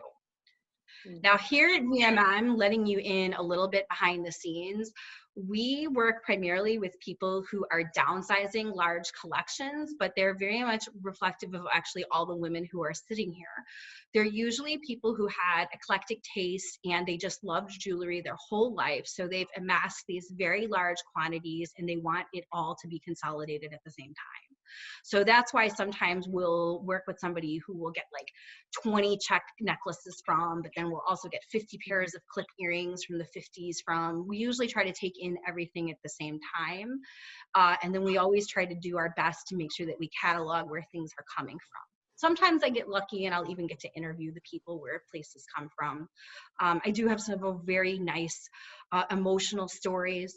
I like to travel and I like to look for jewelry on the road, especially when we're road tripping with the kids. And several years ago, I got a call. Well, actually, we go to the North Woods with my family.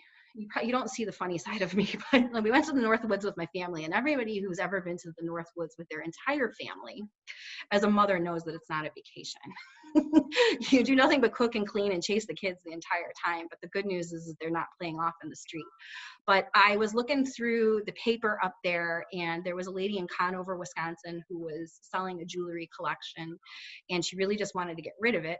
And so I said I'd drive over to Conover because I needed the break for the kids for the day. And when I got there, she had all of these moon glow necklaces like we just had just recently, but this was several years ago.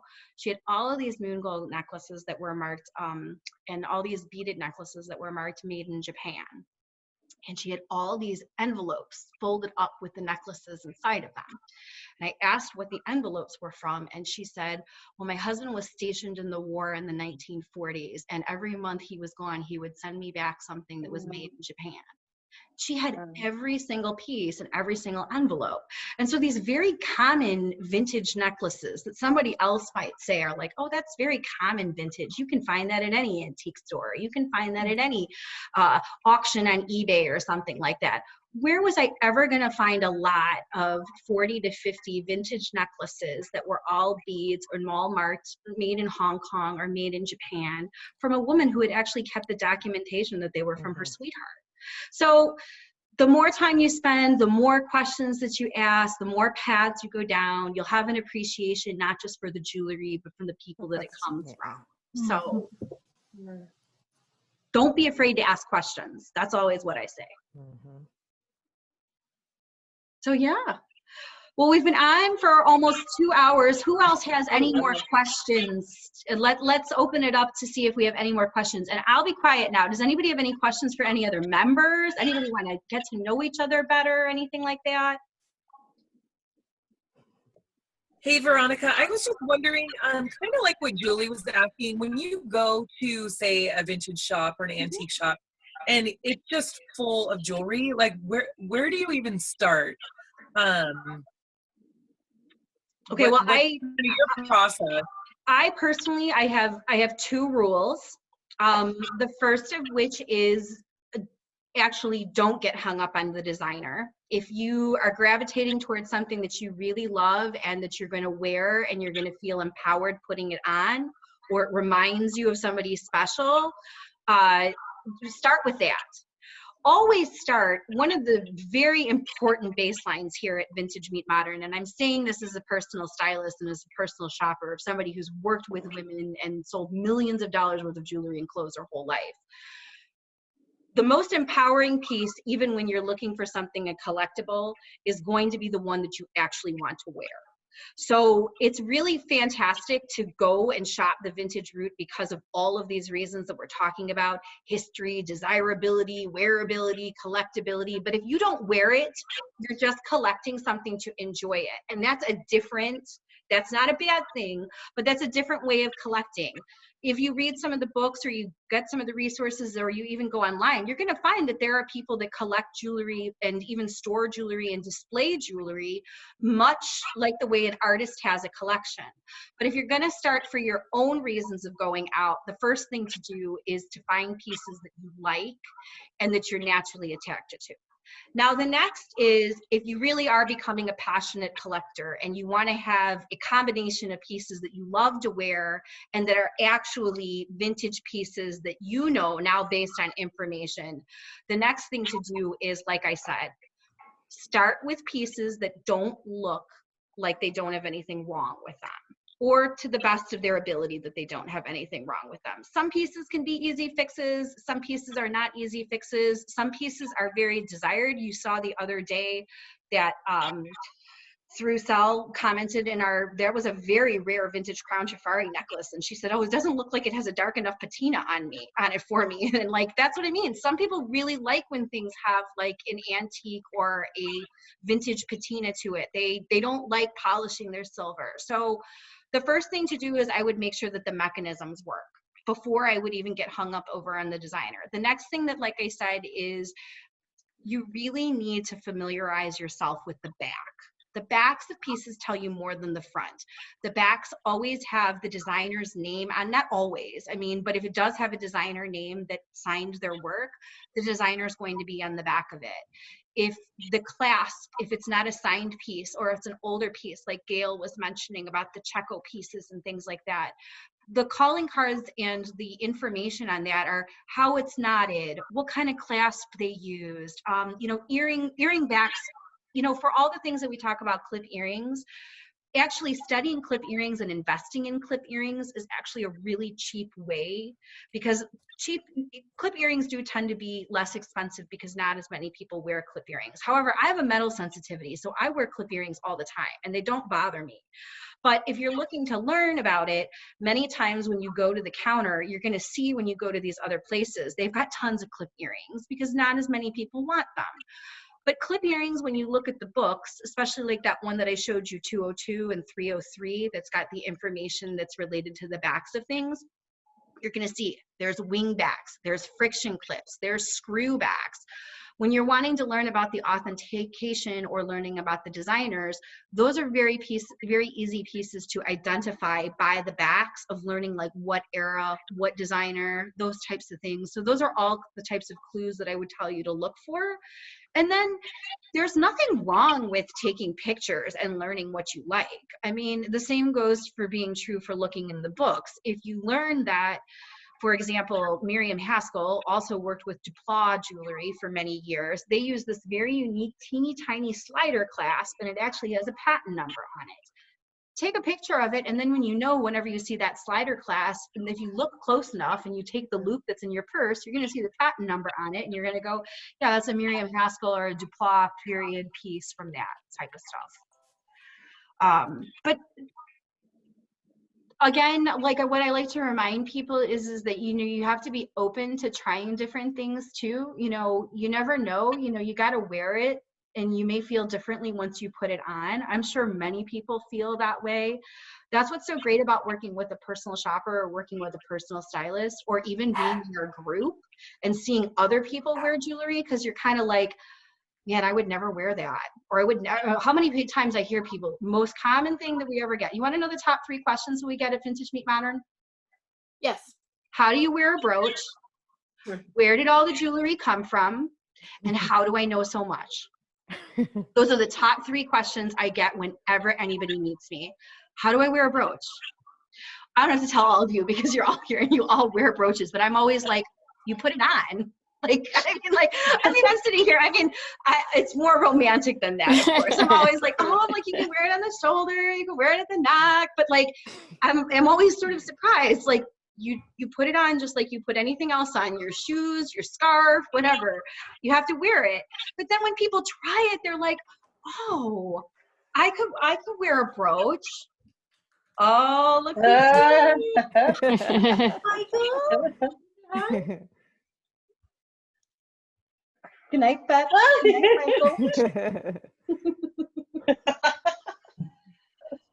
Michael. What day of quarantine are we going on?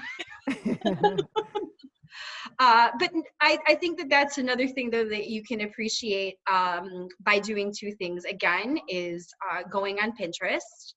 I think that it's really important to look to vintage inspiration and actual authentic vintage advertisements and or vintage things, everything from movies to print advertisements to editorials. That if you love anything that's related to that vintage vibe, one of the reasons why we actually called the company Vintage Meet Modern was because you could be inspired by actual vintage that you love, and you could wear it with your modern day life. So you could wear a brooch with your favorite sweater from Ann Taylor. You could wear a brooch with your favorite jean jacket. You could wear an authentic vintage outfit and you could wear that with a jean jacket. I mean, what I want to do is I want to inspire people to think outside of the box, and I want them to embrace classic styles. The other thing is I want to provide a place where people can find things that they can't find at any place else. Every single piece of jewelry that you have that comes from Vintage Meet Modern, yes, you can go to other places to find it, but the reality is that you can't walk into any mainstream places and find it. You can't. I'm seeing a few places, if you go online and you look, like Brooks Brothers now offers 2 brooches. 2. Seems that a lot of women like to wear blazers from Brooks Brothers. I'm not really quite sure, but maybe there's an opportunity for Vintage Meet Modern to do a little something there. So if anybody knows anybody, let us know. But yeah, so I mean, I want to encourage you to think about how that you would dress, and I want to encourage you that when you're looking for treasures out on your own, that you can confidently pull off anything that's from the past that's usually related to accessories without looking like you're part of a time warp and people are going to look at you crazy. But at the same time, I want everybody to embrace their own personal style. If you decide that you want to wear a winged eyeliner and that you only buy vintage clothing because you love dressing, period, there's nothing wrong with that. We'll support you on that journey too. Can you tell us about your necklace? Okay, so my necklace is Kenneth J. Lane. My top 5 designers are Chanel, Kenneth J. Lane, Signer, Crown Safari, and I like anything with color. I'm a big color person. So this necklace is called the Caprianti necklace. It is with resin cabochons, and it was done for KJL for Avon in 2001. Avon jewelry is very interesting. There are not a lot of very specific period books or specific. There's not a lot of specific period books or specific websites that only specialize in vintage Avon jewelry. But Avon, if you've ever seen that episode of Mad Men where remember they go, "We got Avon," and everybody is like all excited of it, because Avon at one time was considered to be very glamorous, very luxurious. It was also a way for women to feel like they were actually part of something that they had themselves when the Avon lady was calling just for them. And yeah, and so Avon went through different periods of also trying different things to keep themselves fresh. And in the late 90s and the very early 2000s, this is what I was talking about, these interesting pieces that go through working with designers. Avon contracted with Elizabeth Taylor, who is like world's famous like jewelry collector. They contracted with KJL, with Kenneth J. Lane. My personal opinion on that is that's when KJL was actually kind of going through a downslope in their own personal business, so they were willing to try anything to try to get their name back up there again. Jose and Maria Barrera, who if you go to Neiman Marcus right now are still very hot designers. You can buy earrings from them for $295, but you can also find vintage Jose and Maria Barrera earrings from the 1990s that are still collectible. But Avon hired these designers to come in and produce limited runs of higher end jewelry for them. And this is one of the pieces that they did. If you look at the book and you read a little bit about Kenneth J. Lane, he was very much over the top, and he was another one very similar to Signer, who was also very inspired by fine jewelry and rare jewelry. So this was actually modeled to look after a mogul necklace. So think Maharaja style, very bold. And that's the story of how this. So this was produced in a limited run. Again, I know Martha, who's another KJL collector, Julie mentioned something about KJL and everything. All KJL jewelry is signed, even when it was KJL for Avon, with the exception of when he did a very small run with Juliana, because no Juliana jewelry is signed. So that's the story behind this piece. I don't lie. I mean, the honest, it's very easy for me to talk to all of you here because we're all jewelry lovers. I'm also a very passionate person, so if you met me in person and we were having a discussion about something passionate, I would join in right away. But for the most part, I'm actually a pretty quiet and reserved person. And so a lot of times, personally, I like when people either compliment me on my jewelry because it gives us an opportunity to bond with it. I'm actually not fetching for the compliment. People will just normally stop me and say, "Oh, I really like that. Where'd you get that?" And then it leads to this conversation about how that, well, I've really been into vintage jewelry my whole life. My grandmother got me into it, and I have a company, and oh my gosh, I had jewelry for my grandma too, and stuff like that. And then the next thing you know, we're like jewelry besties, and they're my Facebook friend, and I'm their Facebook friends, and we follow each other on Instagram, and it makes it less awkward when I tell them that I forgot to bring the cookies for the PTO, and so it just works out. I remember in the 70s being a little kid, and I remember Avon. We had an Avon lady. This is, you guys, I can tell this and you guys will get it. We had an Avon lady, tiny little old lady, was our church organist. She was probably in her 80s when she was selling Avon and had been selling it since it started, early on. And she would come to our house and she would have the big sample kit. And she would have the different samples and everything, and she'd be showing my mom stuff. And she would also have, sometimes they had samples of jewelry. And I'll never forget it. One time I said, "Oh, Mrs. Perkins, I just need something for my body." And she said, "Well, what do you need?" "Oh, I need lipstick and perfume." And so she's getting samples. And there was a sample a bracelet, and it was a sample one, and it was missing some stones. And she said, "Oh, I think you need this too." And she gave me this bracelet. I still have the bracelet. And it was just like, I felt like I was the queen. I put that bracelet on. My mom said I wore it for like 3 weeks straight. It was all she could do to get me to take it off to wash. 'Cause I was so, it was like, oh, it's special. And it was Avon. Yeah. You know? Yeah. Another great Avon story related to jewelry, related to KJL, is that he did, and this one is one that I actually have in my personal collection. I'll wear it tomorrow for April 16th for our 16th day of our April's Wear Accessories Challenge. He also did a piece that was called, the Duchess Collection, and that was modeled after the Duchess of Windsor's collection. So it's a panther and it's a torsade, and so that one is a very collectible one. If you go online on eBay, you probably won't find it for less than $195 just for the necklace. It's another one that's like got a lot of collectability to it. So that's another good one also. That's the thing though, is it's like, it's interesting. Like I said, all those pieces that are vintage Avon jewelry that are signed, like the Elizabeth Taylor ones, the Jose Maria Barrera ones, the KJL ones, they were all produced in limited runs for Avon. So when you do see online somebody says that this is KJL for Avon and it was a limited run, it really was. And they never made those pieces again. And KJL and Elizabeth Taylor and those people, they never made them either. And like Elizabeth Taylor, like that's a good example of it. She never made jewelry for anyone else. Like, I mean, she only did that line when she did it with Avon. She never had like her own jewelry line afterwards or anything like that.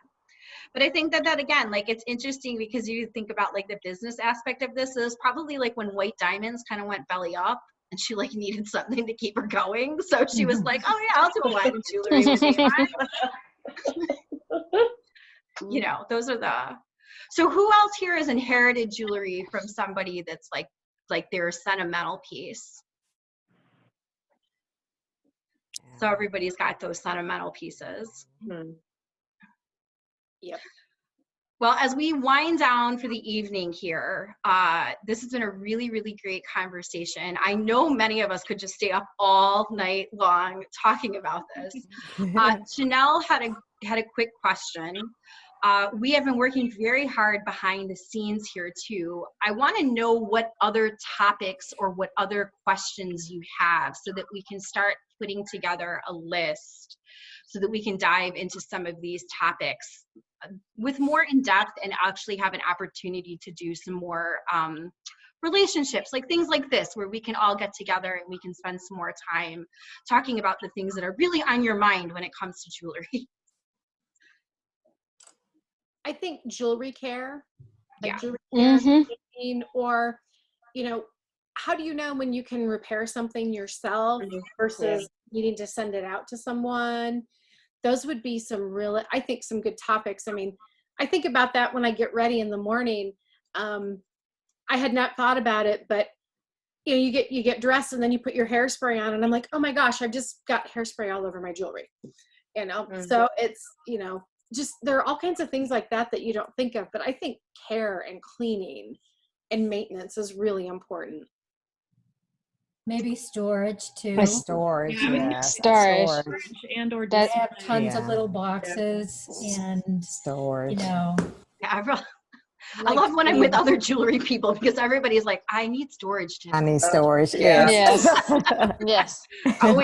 It's always a very hot topic, which is how do you store Yeah. it? How do you display it? Well, I do have some good news that is going along with that, is that first of all, so this month we were focusing on talking about getting your resource library going. And the reason why I wanted to talk about the resource library is so that you'll have more confidence in the pieces that you're picking, with or without VMM.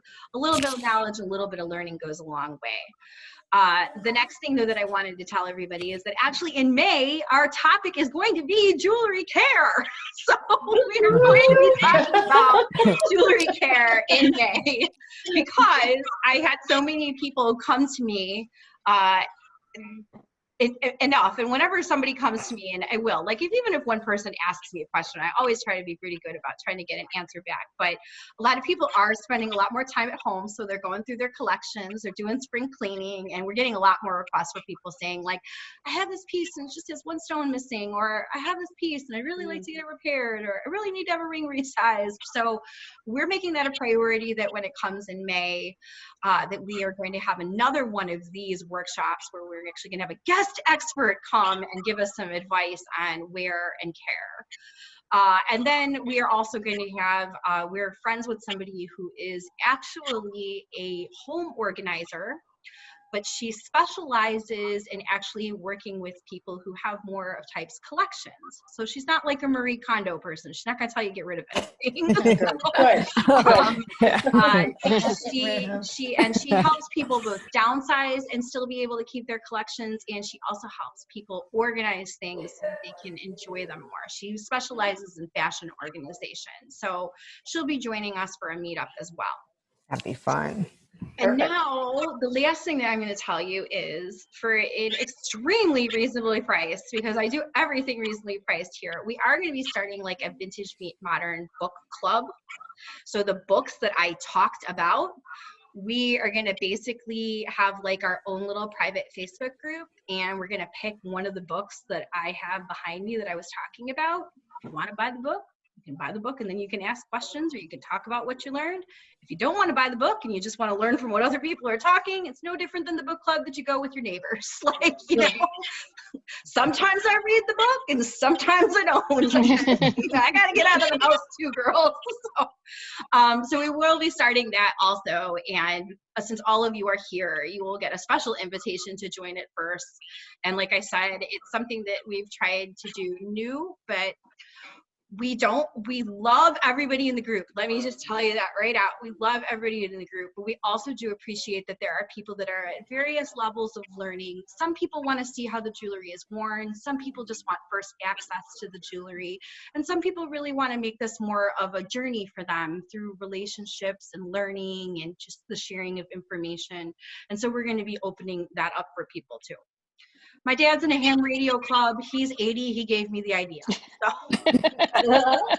There you go.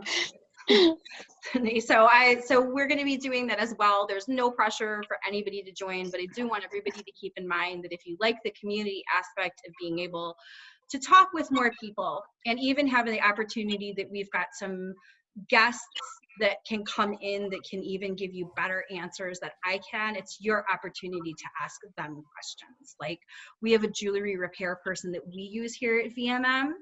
She's not a commercial person, but she's located outside of St. Louis, but she does this professionally, but she's willing to speak to all of you, and then you can ask her questions about the pieces that you have, because I can only tell you whether or not I would invest in repairing it or not invest in repairing it. And I'm very jaded because I'm emotional.